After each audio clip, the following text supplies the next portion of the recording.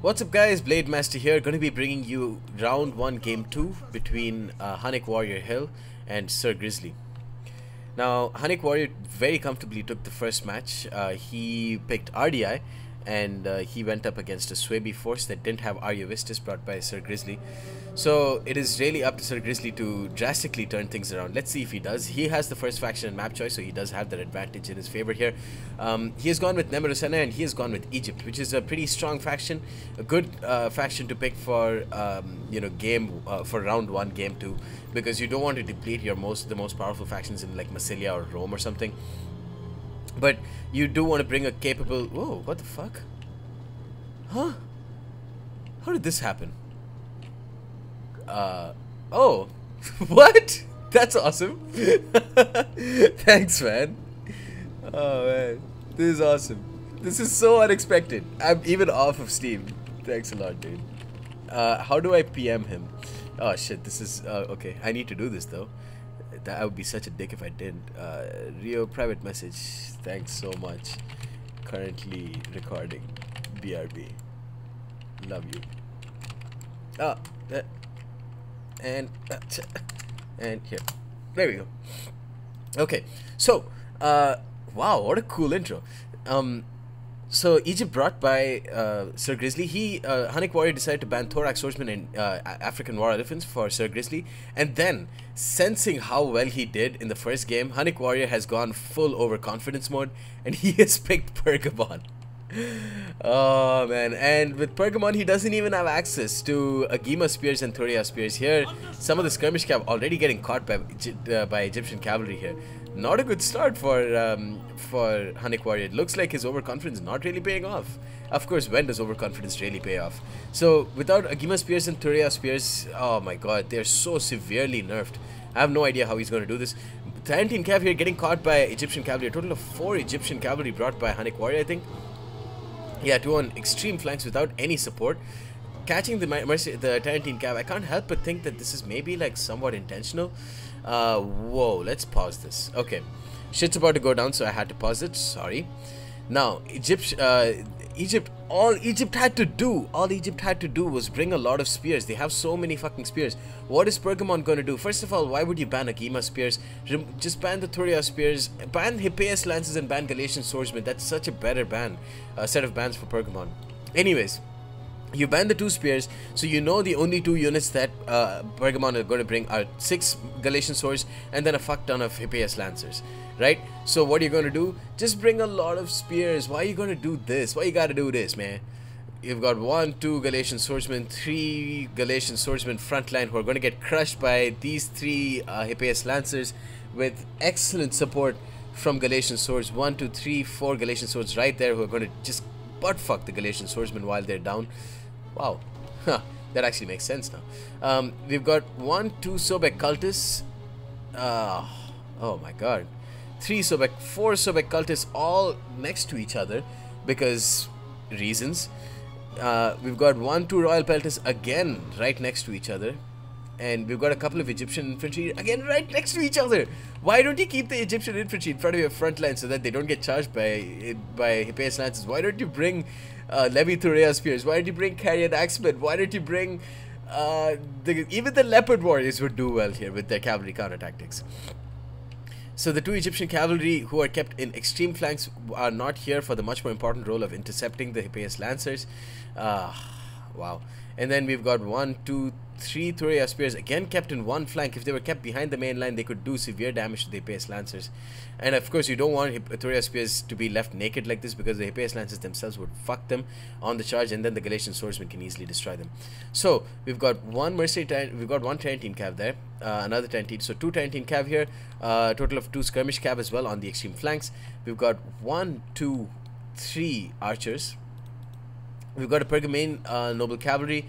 We've got 1, 2, 3, 4 Hippeus lancers. We've got 1, 2, 3, 4 Galatian swordsmen, 5, 6 Galatian swordsmen, and that's it. That's it for this this Pergamon build. Got a Carrion Axeman general, and yeah, I've already discussed the shit show of an Egypt build. I'm sorry, Royal Grizzly, but I mean, I gotta keep it real. This is just, oh my god, this is gonna go so bad. Oh wow. Oh no. he done fucked up. Epais Lancers charging right in, 53 kills on Galatian Swordsmen. They're already down to red morale, and then the Galatian Swords gonna just come in and chop up. They go chop up. Here, Epais Lancers got 40 kills on Thureos Spears. They're down to 83 men.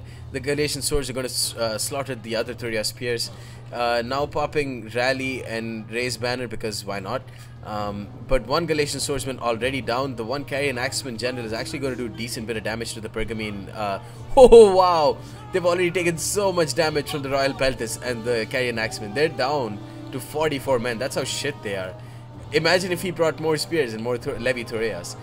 Carrion Axeman taking 20 casualties from the Epais Lancers. Oh my god. Egyptian cavalry will never withstand a Epais Lancer charge. And they are getting slaughtered. They didn't even manage to kill off the Tarentine cav. Here, Galatian Swords, 73 kills on Thureos Spearmen. And here, Carrion Axeman got caught by Galatian Swordsmen. First time I've seen Pergamon so completely, thoroughly demolish any other faction, let alone in a tournament. Unit ban beta, everybody. So, Epais Lancers got to crash into Royal Peltis. The Royal Peltis will do well against these Epais Lancers. They didn't get a proper charge. They've already gotten 116 kills. Here, Royal Peltis should support these Galatian Swords, or should support the Carrion Axeman General. Sobek Cultists are so liable to getting completely, thoroughly destroyed by the archers or by the Epais Lancers, but the Epais Lancers have been caught by Egyptian cavalry. Yeah, I don't even think that HunnicWarrior is even really microing at this point.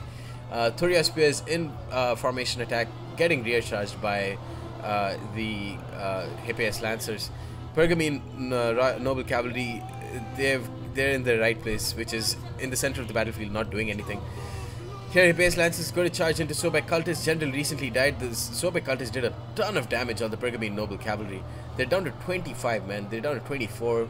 Managed to get a single XP shove run because they've managed to destroy a lot of these Sobek Cultists. And then the Egyptian infantry got slaughtered by the Galatian Swords.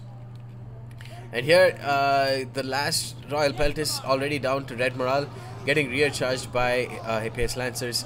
Possibly the worst Egyptian counter build to a depleted Pergamon army. And let's be real here, unless Sir Grizzly made some serious mistakes, he would have crushed Pergamon. And it was an act of brazen overconfidence from HunnicWarrior, but it was a risk that paid off. He knew his opponent, he knew Sir Grizzly didn't play well in the first game. He took a risk. It was a calculated risk, because if he lost with Pergamon, so be it. He doesn't have access to a shit faction, and he can always pull it back in game 3. But this is literally the best case scenario for him. Close victory with Pergamon. Let's try and take a look at what Pergamon, what Egypt could bring to counter Pergamon in this setup. So let's go to Egypt. There we go. Only took me 10 hours. So, first of all, Carrion Axeman is generally decent. Yeah, whatever. Maybe not. Maybe bring a... Yeah, Carrion Axeman probably best. You have so many options. 3-4 Levy Thureos. Some mercenary Kushite shield women would slaughter those... they are light, though. And these guys are light. So you have a kind of a problem in them getting slaughtered by cavalry on the charge. But as long as you have... you know, even bringing a pike line would have made sense here. Bring some cheap pikes holding the Thureos Spears behind. Why didn't he bring any missiles? He could have out-skirmished them, because the Pergamon army does not have any missiles except the shitty Hellenic archers. So bringing at least some Nubian bowmen, probably some Rhodian slingers, and bringing not Egyptian cavalry, some citizen cavalry. Oh man, this just could have done so much. So much could have been done. So little was done. And that's the end of this video. I hope you guys enjoyed it, and stay tuned for more. Peace.